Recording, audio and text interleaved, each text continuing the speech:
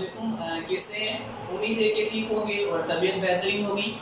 आज हमने जिस चीज़ के बारे में पढ़ना है वो है हमारे पास बॉइलिंग पॉइंट। तो आ जाते हैं, देखते हैं बॉइलिंग पॉइंट हमारे पास क्या होता है। तो आज है हमारे पास boiling point.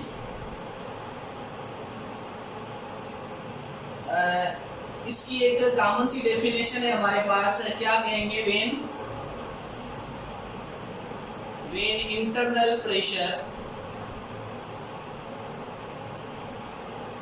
internal pressure equal to the external pressure becomes equal to the external pressure,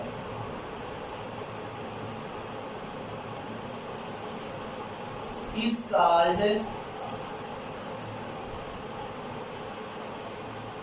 boiling point. ठीक है जी। जब हमारे पास जो इंटरनल प्रेशर होता है वो एक्सटर्नल प्रेशर के बराबर हो जाए तो वो हमारे पास क्या कहलाएगा? बॉइलिंग पॉइंट कहलाएगा। मिसाल तो हम लोग क्या ले लेते हैं, फॉर एग्जांपल हमारे पास एक कंटेनर मौजूद है। अब इस कंटेनर को हम लोग हीट देते हैं। इसके अंदर वाटर मौजूद है या कोई भी सॉल्यूशन मौजूद है। अब वो जो लिक्विड इसके अंदर मौजूद है हमारे पास, वो जो सॉल्यूशन हमारे पास मौजूद है, इसका कोई ना कोई इंटरनल प्रेशर भी होगा। ठीक है जी। अब जो इसका यहाँ इंटरनल प्रेशर होगा और जो बाहर हमारे पास क्या मौजूद होगा? एक्सटर्नल प्रेशर मौजूद होगा। एक्सटर्नल प्रेशर जो हम आमतौर पर लेते हैं वो हमारे पास कितना होता है? 1 atm। जब ये हमारे पास किसके बराबर हो जाए? जब ये हमारे पास बराबर हो जाए इस बाहर वाले प्रेशर के, तो फिर हमारे पास क्या हो जाएगा? वो उसका क्या कहलाएगा? बॉइलिंग पॉइंट कहलाएगा। ठीक है जी। वो हमारे पास क्या कहलाएगा? बॉइलिंग पॉइंट कहलाएगा। क्या हो रहा है? जब हमारे पास जो इंटरनल प्रेशर है किसी सॉल्यूशन का वो बराबर हो रहा है एक्सटर्नल प्रेशर के। अब इसे हम लोग क्या कहेंगे? बॉइलिंग पॉइंट कहेंगे। अब एक्सटर्नल प्रेशर हमारे पास किसका होता है? एयर होती है जो बाहर मौजूद होती है। ये जो इसका या जो हमारे पास एटमॉस्फेयर है हमारा, ठीक है जी, इसके अंदर जो प्रेशर मौजूद है जिसे हम एटमॉस्फेरिक प्रेशर भी कहते हैं। ठीक है जी। ये हमारे पास एटमॉस्फेरिक प्रेशर या एयर, इनका जो प्रेशर लग रहा होता है ये हमारे पास एक्सटर्नल प्रेशर कहलाता है। जब हमारे पास इंटरनल प्रेशर एक्सटर्नल प्रेशर के बराबर हो जाए तो वो क्या कहलाएगा? बॉइलिंग पॉइंट कहलाएगा। अब आ जाते हैं, देखते हैं कि भाई बॉइलिंग पॉइंट्स के ऊपर हमारे पास कौन से फैक्टर होते हैं जो असरअंदाज हो रहे थे। Factors affect on boiling point.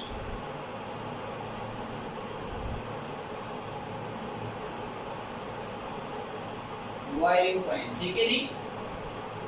सबसे पहले तो हम लोग आ जाते हैं कि भाई नेचर ऑफ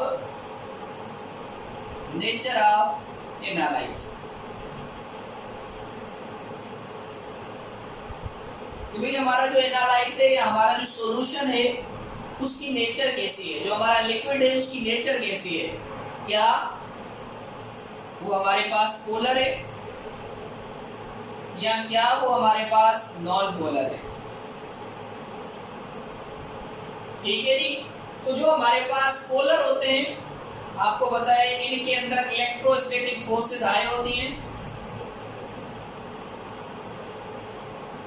इनके अंदर क्या होती है? इलेक्ट्रोस्टैटिक फोर्स ज्यादा होती है। सीधी बात है, नॉन पोलर उसके अपोजिट में है, तो इसके अंदर इलेक्ट्रोस्टैटिक फोर्स क्या होगी? लो होगी। तो जिनमें इलेक्ट्रोस्टैटिक फोर्स लो होती है इनका बॉइलिंग पॉइंट बहुत कम होता है। ये एकदम से इनका जो इंटरनल प्रेशर होता है वो बराबर हो जाता है एक्सटर्नल प्रेशर के। और जो पोलर हमारे पास होते हैं इनके अंदर जो इलेक्ट्रोस्टैटिक फोर्सेस ज्यादा होती हैं तो इनका बॉइलिंग पॉइंट बहुत ज्यादा हाई होता है। अभी एक एग्जांपल ले लेते हैं। ये हमारे पास एक वाटर मौजूद है जो नॉन पोलर है, ठीक है जी। अब जो वाटर हमारे पास नॉन पोलर है तो इसका क्या होता है, तकरीबन 100 सेंटीग्रेड बॉइलिंग पॉइंट होता है, ठीक है जी। हम कह सकते हैं कि polar solvents inversely proportional boiling point। और इसी तरह से यहाँ पर हम एक ईथर का एग्जांपल ले लेते हैं। जो ईथर होता है वो ऑर्गेनिक सॉल्वेंट है, क्योंकि आपको पता है ऑर्गेनिक सॉल्वेंट हमारे पास नॉन पोलर होते हैं। तो जो ईथर हमारे पास है, अब इस ईथर का जो बॉइलिंग पॉइंट होता है वो 34 होता है। कुछ किताबों में इसका 35 या 36 भी दिया गया है, पर तकरीबन ये 34 होता है ज्यादातर किताबों में। तो 34 देखें, नॉन पोलर का कितना कम बॉइलिंग पॉइंट है और पोलर का कितना ज्यादा बॉइलिंग पॉइंट है। तो इसी तरह से हमें क्या पता लग रहा है कि भाई ये जो है नॉन पोलर, ये क्या होंगे, डायरेक्टली होंगे, यानी कि जो हमारे पास non polar solvent directly proportional to BP वो इनवर्सली दे। तो ये हमारे पास क्या है, डायरेक्टली प्रोपोर्शनल है। तो यानी कि जो नॉन पोलर होते हैं उनके अंदर क्या हो जाता है, बॉइलिंग पॉइंट कम होता है ड्यू टू इलेक्ट्रोस्टैटिक फोर्सेस, और जो लो इलेक्ट्रोस्टैटिक फोर्स होती है इसमें। और जो पोलर होते हैं हमारे पास, इनमें स्टैटिक फोर्सेस, इलेक्ट्रोस्टैटिक फोर्सेस, खींचने वाली फोर्सेस ज्यादा पाई जाती हैं। तो इस वजह से ये हमारे पास क्या कहलाते हैं, इनमें हमारे पास बॉइलिंग पॉइंट बहुत ज्यादा हाई होता है। और जो दूसरी चीज हमारे पास इन फैक्टर्स के अंदर आ जाती है वो क्या है, एक है हमारे पास नेचर ऑफ सॉल्वेंट और दूसरा है हमारे पास प्रेशर को हम लोग कह सकते हैं। जो हमारे पास एक्सटर्नल प्रेशर है, एक्सटर्नल प्रेशर। अच्छा, ये कहाँ पर इस्तेमाल होता है, आपको पता है जब हम लोग यहाँ पर पानी को गर्म कर रहे होते हैं तो वो पानी हमारे पास 100 सेंटीग्रेड पर गर्म हो रहा होता है। लेकिन यही वाली सेम चीज अगर आप किसी पहाड़ी इलाके में जाकर वहां पर गर्म करोगे तो यहाँ पर जो पानी का टेम्परेचर बन जाएगा वो बहुत कम हो जाता है, ठीक है जी, यानी कि तकरीबन 50, बल्कि इससे भी नीचे आ जाता है। वजह क्या है कि यहाँ पर जो एक्सटर्नल फोर्स होती है वो क्या हो जाती है, सॉरी एक्सटर्नल प्रेशर जो होता है वो क्या हो जाता है, हमारे पास कम हो जाता है, जिसकी वजह से एकदम से क्या हो जाता है, जो अंदर वाले पानी का प्रेशर होता है वो एक्सटर्नल प्रेशर के बराबर हो जाता है, जिसकी वजह से पहाड़ी इलाकों के अंदर बॉइलिंग पॉइंट जो है वो बहुत ही कम होता है।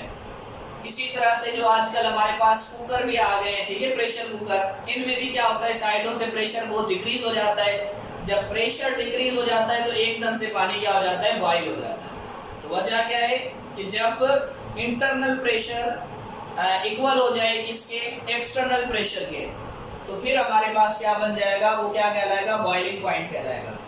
तो बिल्कुल सिंपल सा ये टॉपिक था। उम्मीद करते हैं आपको समझ में आया होगा। अगर कोई चीज समझ में ना आई हो तो जरूर पूछ लीजिएगा। तब तक के लिए सदा सौभाग्यवती।